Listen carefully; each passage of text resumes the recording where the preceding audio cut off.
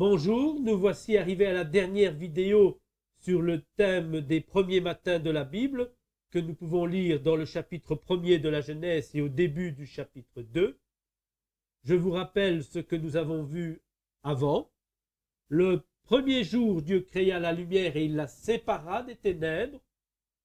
Le deuxième jour, il sépara les eaux d'en bas des eaux d'en haut. Il y eut donc de l'eau sur toute la surface de la planète et de l'eau dans l'atmosphère.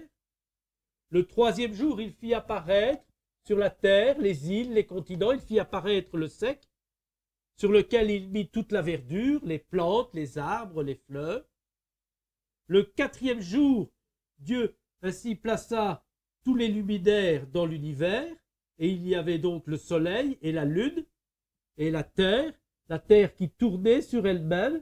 Et quand le soleil était d'un côté, c'était jour de ce côté-là, là où les rayons du soleil arrivaient, et de l'autre côté, c'était la nuit. Mais comme la terre tourne sur elle-même en 24 heures, eh bien ainsi il y avait jour et nuit qui paraissaient sur toute la surface de la terre. Mais la terre tourne aussi autour du soleil, en un an, plus ou moins, de telle sorte qu'il y avait des saisons. Les saisons ont été là. Il y a eu l'hiver, le printemps, l'été, l'automne. Il y avait aussi ce que Dieu plaça, la lune, qui permet de refléter la lumière du soleil lorsque nous sommes de l'autre côté ainsi du soleil. La nuit, nous pouvons voir la lumière du soleil lorsque la lune reflète ses rayons. Ensuite, le cinquième jour, Dieu fit venir la vie animale partout dans les mers, dans les lacs, dans les rivières, tous les poissons, mais aussi dans les airs, dans l'atmosphère, les oiseaux. Et nous avons vu l'exemple de 3 oiseaux, l'aigle, la poule et la colombe. Puis, le 6e jour, Dieu plaça la vie sur la terre. Il plaça tous les animaux terrestres, et nous en avons vu 4. Nous avons vu des insectes, et nous avons vu la sauterelle, nous avons vu la fourmi, mais nous avons vu aussi le daman et le lézard qui est un reptile. Mais Dieu plaça tout le bétail, tous les animaux que nous connaissons, les chiens, les chats, les animaux qui sont dans d'autres pays aussi, comme les girafes, les éléphants. Mais Dieu plaça aussi l'homme. Il créa l'homme, il lui insuffla ainsi un esprit de vie, il lui donna d'intelligence afin de communiquer avec lui, afin qu'il puisse gérer, afin qu'il puisse faire du bien à cette terre, afin qu'il puisse être là pour apporter cette harmonie dans cet ensemble que Dieu avait créé. C'était un ensemble magnifique. À chaque fois, il nous était dit que cela était bon, que la parole de Dieu a créé ces choses et que Dieu a regardé cette terre et il vit que cela était bon. Et même que cela était très bon. Et nous voici donc arrivés au 7e jour. Comme ceci. Donc Dieu a créé un cadre parfait dans lequel il a tout placé. Certes, c'est un cadre vivant, mais maintenant il n'y a plus rien à ajouter. Tout est parfait. Il n'y a rien à ajouter dans ce cadre. C'est un pur chef-d'œuvre. Il n'y a rien à retirer. C'est merveilleux. Et voilà que le 7e jour, si nous prenons ainsi notre Bible, au chapitre 2 et au verset 1er, nous lisons. Ainsi furent achevés les cieux et la terre et toutes leurs armées. Dieu acheva, donc termina, au 7e jour son œuvre qu'il avait faite, et il se reposa au 7e jour de toute son œuvre qu'il avait faite. Dieu bénit le 7e jour, et il le sanctifia, parce qu'en ce jour il se reposa de toute son œuvre qu'il avait créée en la faisant. Le 7e jour, il n'y avait plus rien à créer. Tout avait été placé, tout avait été mis là pour que ce soit quelque chose de merveilleux, pour que ce soit quelque chose de beau, de bon, quelque chose de grand. Et il nous est dit que Dieu se reposa. Est-ce que cela veut dire que Dieu est fatigué? Oh non! Dieu ne peut pas être fatigué. Dieu n'est pas un homme, Dieu n'est pas comme nous. Il ne peut pas être fatigué après avoir travaillé, même si cette œuvre est grande et merveilleuse. Dieu est tout-puissant. Dieu ne faiblit pas. Dieu ne change pas. Il est le même aujourd'hui, mais aussi il est le même qu'hier et il sera le même demain. Il sera toujours aussi fort, aussi grand, aussi puissant. Ce n'est pas la création, si merveilleuse qu'elle soit, qui va ainsi l'affaiblir. Dieu ne va pas prendre un coussin et venir dormir. Il ne va pas dormir. Dieu ne dort pas. Nous, oui, nous en avons besoin. Parce que pendant la journée, nous faisons du travail, nous étudions, nous sommes fatigués, même après avoir joué. Mais Dieu ne se fatigue pas. Dieu ne dort pas. Et nous avons ainsi, toujours dans la parole de Dieu, cet exemple qui nous est donné au psaume 121.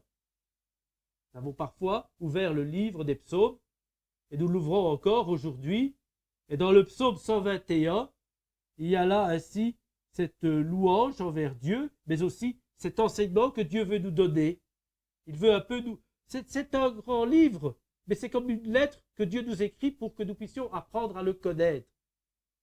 Et il faut la lire, il faut la croire, et cela sera en bénédiction pour nous. Donc dans ce psaume 21, il nous est dit, je lève mes yeux vers les montagnes que Dieu a créées. Elles sont grandes, elles sont merveilleuses. D'où viendra mon secours? Tout vient de Dieu. La création vient de Dieu. Le secours vient de Dieu. Quand nous avons besoin de consolation, cela vient de Dieu. Quand nous avons besoin de paix, cela vient de Dieu. Quand nous avons besoin de comprendre quelque chose, cela vient de Dieu. Et dans le Nouveau Testament, il nous est dit, qu'as-tu que tu n'as reçu? Nous avons tout reçu de Dieu. Et parfois, nous nous comportons comme si tout venait de nous-mêmes. Qu'as-tu que tu n'as reçu et pourquoi tu te vantes comme si tu n'avais pas reçu quoi que ce soit de Dieu? Et voici, le secours me vient de l'Éternel qui a fait les cieux et la terre. Tout ce dont j'ai besoin, toutes les ressources, tout le secours, toute l'aide, eh bien, elle me vient de Dieu qui a créé les cieux et la terre. Cette terre sur laquelle il m'a placé, cette terre sur laquelle je vis et je grandis. Tout secours me vient de ce Dieu créateur. Et il ne permettra pas que ton pied chancelle. Vous savez, parfois on doute, parfois on glisse, et pas simplement physiquement. Hein. On marche pour Dieu, on est heureux, hein, on va à l'école du dimanche, on va dans un camp, et tout d'un coup, ça va moins bien dans notre vie. Et on est prêt à prendre d'autres sentiers. On est prêt à prendre le sentier des méchants, si vous vous en souvenez. On avait lu dans le psaume 1 qu'il y avait le sentier des ténèbres, et il y avait aussi le sentier de la lumière. Et parfois, on a envie d'aller dans le sentier, dans le chemin des méchants. Et Dieu, il va nous ramener. Et Dieu, il veut nous ramener. Et il faut que nous puissions nous laisser faire. Parce que celui-là, celui qui ne permettra pas que notre pied s'égare, il nous est dit, retenez bien ceci, voici, celui-là, il te garde et il ne te sommeille pas. Ce Dieu merveilleux, ce Dieu créateur, c'est un Dieu qui t'aime, un Dieu protecteur. Il te garde. Et si parfois tu fais une bêtise, tu t'éloignes, il revient te chercher parce qu'il ne sommeille pas. Vous savez, si on doit surveiller quelqu'un ou même des animaux, imaginez-vous qu'on ait un troupeau, des moutons, et on doit les surveiller, et puis à un moment donné, on s'endort. Mais les moutons peuvent s'enfuir. Ou même un loup peut venir les ravir ou en tuer. Mais Dieu n'est pas comme cela. Dieu ne dort jamais. Il ne s'endort jamais, il n'est jamais fatigué, il est tout puissant. Et il veille sur nous, il nous regarde. Et s'il nous arrive un danger, il intervient. Et s'il voit qu'on s'égare, il va tout faire pour nous ramener par son esprit. Son esprit va agir pour nous réveiller, pour nous dire attention, c'est dangereux là. Il ne permettra pas que ton pied chancelle. Celui qui te garde ne sommeillera pas. Voici, et c'est même répété une deuxième fois, ça veut dire que c'est important. voici, il ne sommeille ni ne dort celui qui garde Israël. Israël, c'était le peuple Dieu que Dieu s'était choisi sur cette terre, mais Dieu nous a aussi choisis, le Seigneur Jésus nous a aussi choisis. Nous sommes des enfants de Dieu, nous sommes le peuple de Dieu. Et celui qui nous garde, eh bien, il ne sommeille pas, il ne dort pas, il ne s'endort pas. Il est Dieu, l'Éternel, et ton ombre à ta main droite. Il est comme une ombre, il est comme dans l'ombre. On ne le voit pas toujours, vous voyez, ici. Et lorsqu'on dort, on ne pense pas toujours, mais Dieu est là. Nous, on dort, on a besoin de dormir. Mais Dieu ne dort pas. Alors, revenons ainsi à ce 7e jour. Pourquoi donc nous est-il dit que Dieu se reposa? Mais ce n'est pas un repos qui fait suite à une fatigue. C'est un repos parce que tout est beau. Imaginez-vous que vous avez fait un magnifique travail. Ah, il n'y a plus rien à ajouter, il n'y a plus rien à faire. Il est complet. Eh bien, vous pouvez avoir la paix, vous pouvez vous sentir bien. C'est un repos qui montre que vous êtes satisfait. Tout est bien maintenant. Eh bien, c'est ce repos-là qu'il nous est question pour Dieu. Dieu sanctifia, c'est-à-dire qu'il va mettre à part ce 7e jour. Dieu va le sanctifier, ce 7e jour. C'est-à-dire que c'est un jour où Dieu est content et satisfait de son œuvre. Il ne peut pas en être autrement. Tout est parfait. Il n'y a plus rien à faire.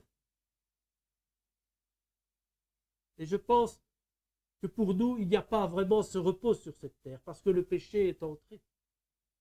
Parce que si l'œuvre de Dieu est parfaite, bien à chaque fois maintenant, il y a le mal qui vient et qui détruit ce que Dieu fait. Il faudra attendre que Dieu fasse quelque chose de grand et de merveilleux. Et nous lisons ça à la fin de la Bible.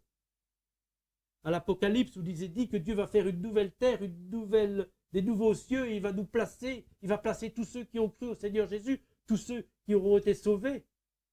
Et alors à ce moment-là, ce sera de nouveau un repos comme cela, différent, mais dans le même ordre de choses. Et puis je pense à une histoire vraie, parce que les choses de la Bible sont vraies, qu'on trouve dans le Nouveau Testament. Donc on aurait pu dire, c'est fini, Dieu est en repos, et il va venir maintenant regarder cette terre, et tous les matins, il venait dans le jardin d'Éden, là où il avait placé nos premiers parents, Adam et Ève. Il venait pour être avec l'homme, c'était la volonté de Dieu, il voulait habiter avec l'homme, et Dieu avait tout fait parfait, et alors il pouvait se dire, mais je vais maintenant regarder mon œuvre, et l'homme va la gérer. Adam et Ève sont là dans ce jardin pour garder le jardin, pour donner des noms aux animaux, pour tout gérer correctement. Il y a enfin du repos. Hélas, le péché est entré dans le monde. Nos premiers parents ont désobéi, mais nous aussi. Nous aurions désobéi. Et le péché est entré dans le monde, et il n'y a plus eu ce repos du 7e jour. Et Dieu a dû encore travailler. Est-ce que vous avez déjà réalisé que Dieu travaille pour nous? C'est incompréhensible cela. Nous sommes si petits, si misérables, parfois si méchants, parfois si ingrats. Et Dieu nous aime, et il ne s'est pas dit, oh c'est fini, l'homme il a tout gâché. J'avais tout fait pour que ce soit le repos, pour que tout soit en harmonie, voilà que maintenant l'homme il a tout gâché. C'est tout, je ne fais plus rien. Nous parfois on est comme ça. Si quelqu'un vient détruire ou casser ce qu'on a construit, on est découragé, on est dégoûté, on se dit, oh, mais c'est tout, voilà, je laisse tomber. Je ne recommence pas. Mais Dieu, il n'est pas comme ça. Il nous aime. Et il nous est dit, le Seigneur Jésus nous dit dans l'évangile selon Jean, au chapitre 5, que le Père et le Fils travaillent.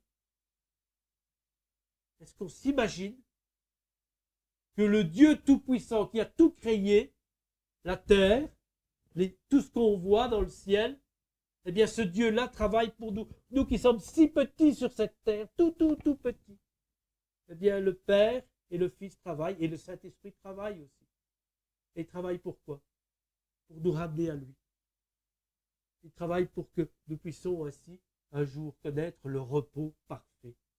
Non plus sur cette terre, mais que nous puissions ainsi être dans la présence de Dieu, vivre avec Dieu, parce que c'était ce que Dieu voulait. Dieu avait créé cette terre, il avait placé l'homme pour vivre avec l'homme. Et puis ça n'a plus été possible à cause du péché. Mais Dieu ne s'est pas laissé arrêter. Et Dieu travaille encore aujourd'hui. Et je voudrais juste que l'on lise quelque chose dans l'évangile selon Marc. Dans l'évangile selon Marc, on en a déjà parlé, quand on a parlé des eaux, au chapitre 4 et au verset 35. Nous avons là le Seigneur Jésus avec ses disciples. Et sur le soir, Jésus leur dit, « Passons de l'autre bord. » Et après avoir envoyé la foule, ils l'emmenèrent dans la barque où il se trouvait. Et il y avait aussi d'autres barques. Et il s'éleva un grand tourbillon. Et les flots se jetaient dans la barque, au point qu'elle commençait à se remplir. Et lui, Jésus, dormait à la poupe sur le coussin. Et ils le réveillèrent et lui dirent, « Maître, ne t'inquiètes-tu pas de ce que nous périssons, on est en train de mourir. » S'étant réveillé, il menaça le vent et dit à la mer, « Silence, tais-toi. » Et le vent cessa, et il eut un grand calme. Puis il leur dit, « Pourquoi avez-vous si peur? Comment n'avez-vous pas de foi? » Et ils furent saisis d'une grande crainte, et ils se dirent les uns aux autres, « Qui donc est celui-ci à qui obéissent même le vent et la mer? » Vous vous souvenez de cette histoire que nous avons vue rapidement? Nous avons vu que le Seigneur Jésus était le Fils de Dieu, le Fils du Père céleste, et qu'il était venu sur cette terre. Il était Dieu et il est venu tel un homme, parfaitement Dieu.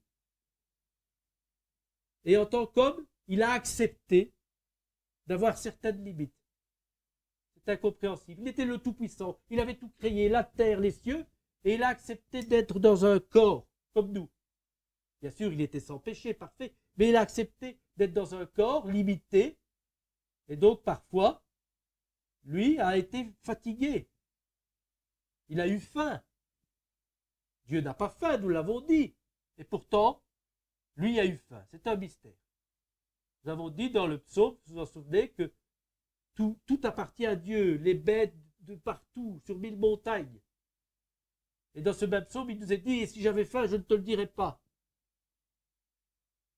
Mais c'est quelque chose de mystérieux.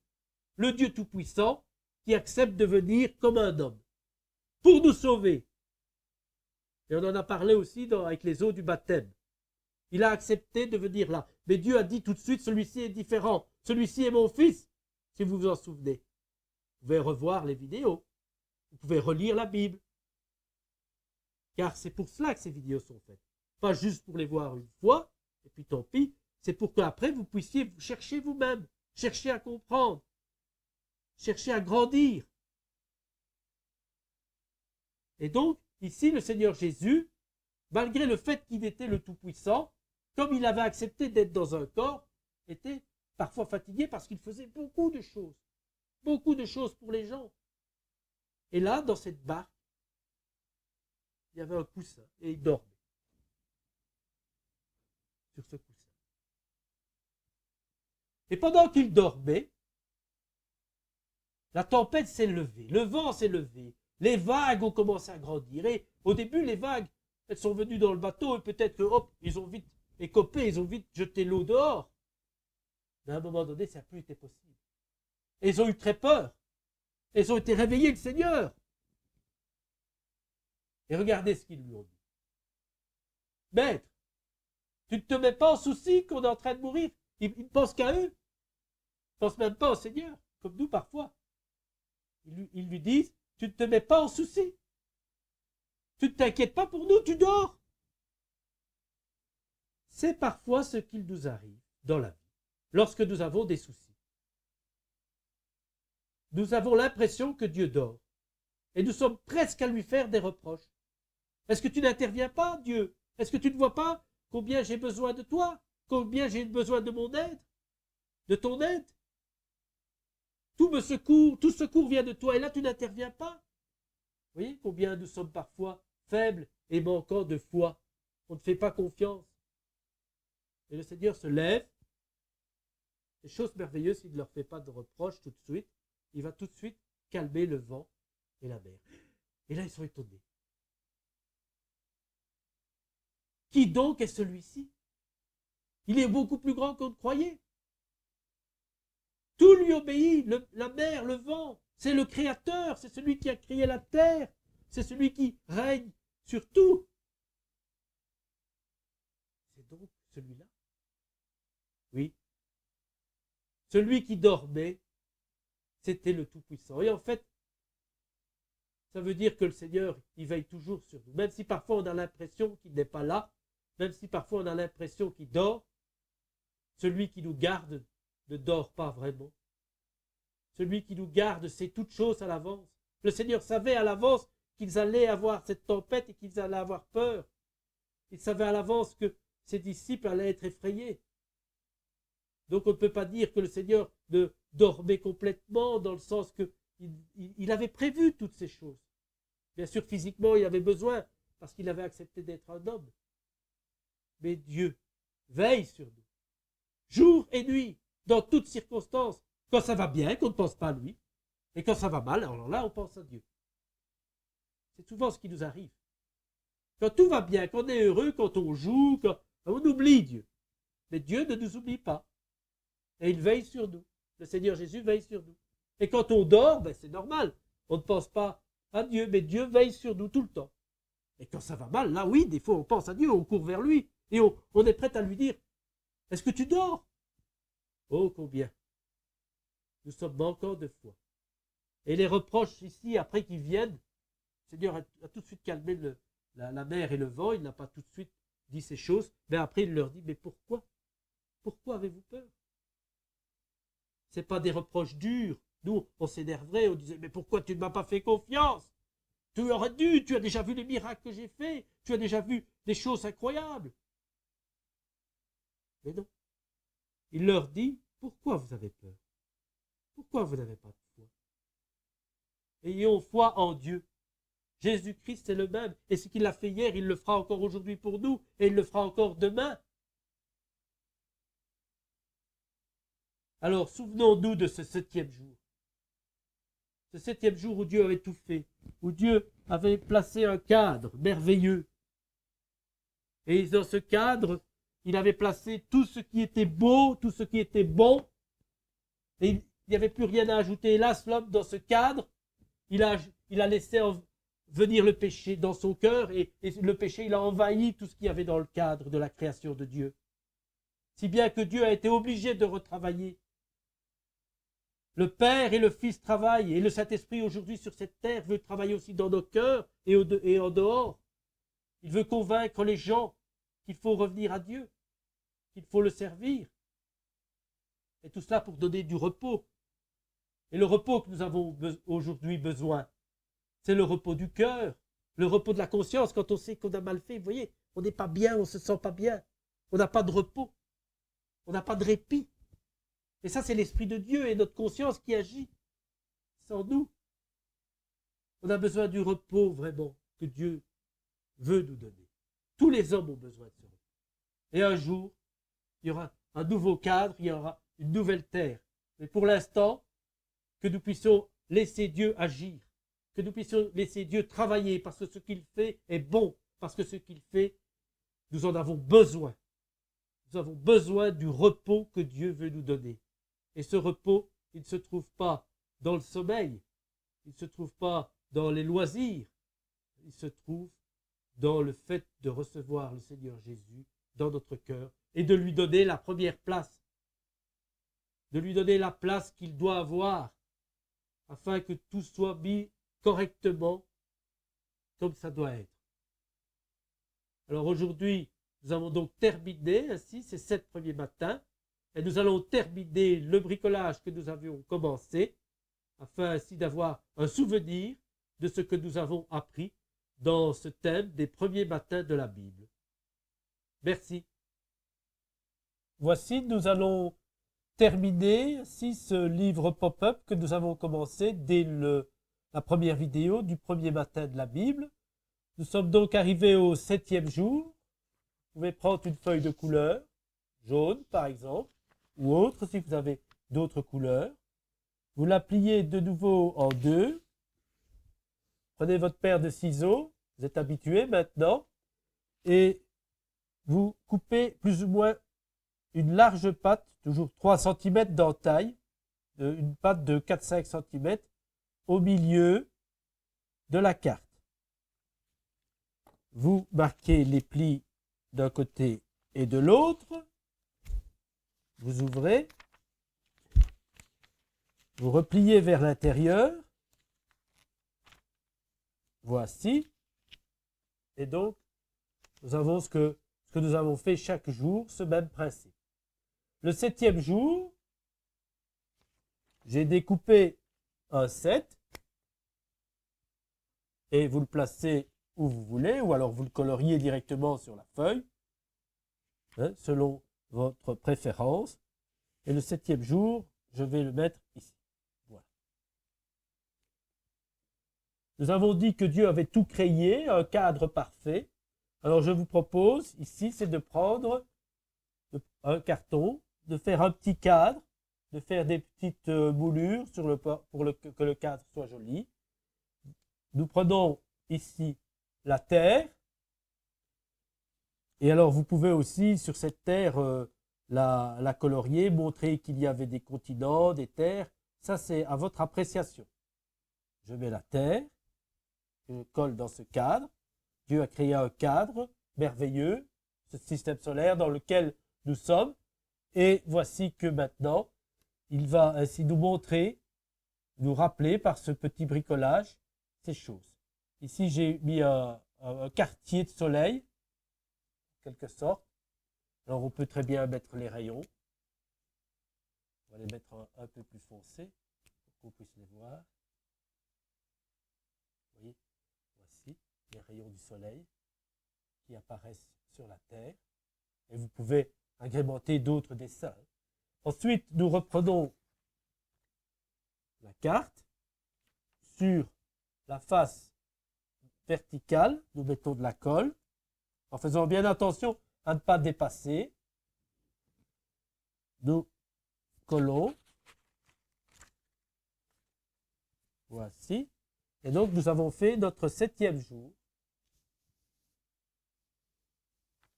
Je retire ça. Voilà. Avec ce cadre que Dieu a créé, et tout était parfait, tout était beau. Il n'y avait plus rien à ajouter. Nous reprenons maintenant les cartes que nous avons ainsi fait précédemment, et nous allons, je l'ai déjà fait pour gagner du temps, nous allons les coller une sur l'autre, chaque jour. Donc le premier jour, nous avions eu ici la lumière, je l'ai collé sur le deuxième jour, avec les eaux d'en bas et d'en haut. Puis ensuite, nous avions le sec et la verdure, le troisième jour. Le quatrième jour, avec le soleil. Voici. Alors justement, je vais vous expliquer quelque chose à propos de la colle. Le quatrième jour, le soleil et la lune. Le cinquième jour, il y avait les animaux aquatiques, mais aussi les oiseaux dans le ciel. Le sixième jour, les animaux terrestres, avec l'homme. Et puis voici maintenant que nous allons coller. Alors, pour coller, faites bien attention à ne pas mettre trop de colle au niveau des pattes. Parce que comme les pattes sont différentes d'une carte à l'autre, regardez, si je mets de la colle ici, ça va venir coller sur l'autre carte qui se trouve parfois même 2 jours plus loin. Donc, vous mettez de la colle bien partout, sur les bords, principalement. Et ici, au niveau des pattes, vous n'en mettez pas de trop et vous faites attention que ça ne vienne pas coller d'autres cartes. Si vous voyez que ça a collé un petit peu. Si vous voyez que cela coller un peu, eh bien à ce moment-là, ben, vous ajustez et vous décollez délicatement. Voici, et je viens mettre sur la carte. Voilà. Donc, vous voyez ici, là où il y a du bleu, eh bien, il ne fallait pas mettre de colle. Parce que sinon, il y avait un risque de coller d'autres cartes qui étaient plus loin. Voici. J'appuie. J'ouvre. Et donc, nous avons le livre qui est au complet. Alors maintenant, on va faire une couverture. Ce n'est pas très beau comme ça. On voit les pattes. On va tout cacher. Alors, soit vous prenez un papier plus grand que le papier de départ, parce que sinon, si vous prenez un papier de même taille, qu'est-ce qui va se passer?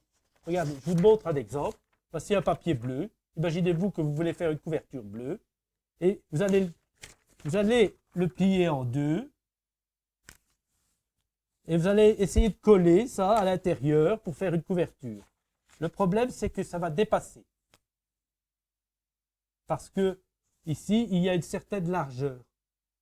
Et ce ne sera pas très beau.